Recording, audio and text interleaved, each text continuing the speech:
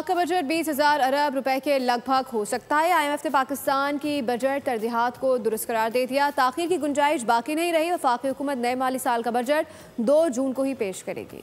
ताख़ीर की कोई गुंजाइश नहीं। लगभग 20,000 अरब रुपए का बजट 2 जून को ही पेश किया जाएगा। आलमी मालियाती इदारे ने पाकिस्तान की बजट तरजीहात को दुरुस्त करार दे दिया।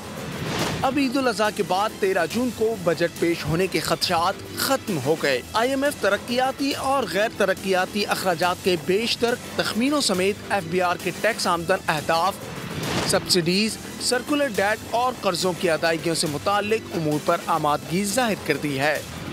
ज़राए वज़ारत ख़ज़ाना के मुताबिक सालाना मनसूबाबंदी कोऑर्डिनेशन कमेटी का इजलास 26 मई को होगा। वज़ीर आज़म की ज़ेर सदारत NEC बैठक 31 मई को बुलाए जाने का इम्कान है। वज़ारत ख़ज़ाना कौमी इक़्तिसादी सर्वे 1 जून को पेश करेगी। अहम इजलास में चारों वज़राए आला मरियम नवाज, मुराद अली शाह, अली अमीन गंडापुर और सरफराज बुगटी शरीक होंगे। सब्सक्राइब करें और बेल दबाएं ताकि कोई खबर रह न जाए।